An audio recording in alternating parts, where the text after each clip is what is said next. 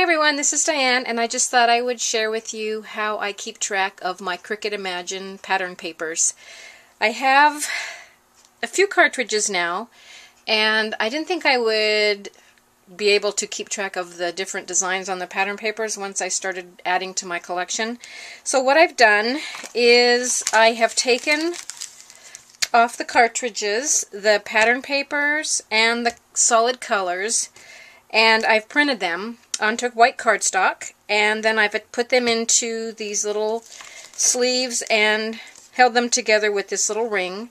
That way they're alphabetized, so I can always just add another one right in there.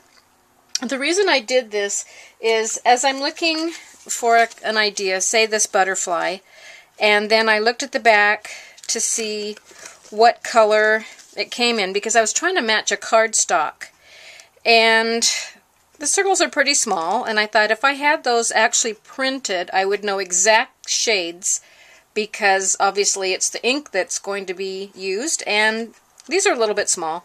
So I decided that I would just go ahead and print them all up. I haven't even used an entire ink cartridge yet, a colored one, because I've printed all these up, I've done my cutting, and I'm still on the original ink cartridge. I did get in on the deal where you got that free ink cartridge if you bought a couple of cartridges, and so I figured it's a free cartridge, I'm not out anything if I use up the ink for this, and I really like doing this, and I'm going to do this every time I get a new cartridge. So what I've done is I've printed out the patterns of the paper. I just used the square that comes on the preloaded cartridge. It's the little square with the rounded corners, and I printed each pattern paper at 1.5 inches, and then I did the same thing and I used the circle shape, and why I chose two different shapes I don't know, but I did. And then I went through and I printed each color, so I'll know exactly the shade I'm getting because it was the ink that was printed. So I've done that with each of my cartridges.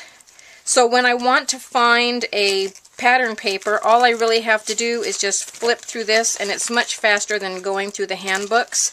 And when I'm trying to match up a cardstock, same thing. I can just lay my cardstock next to these little circles and find the best match. So far this is working out really good for me, and so I just thought I'd share that tip.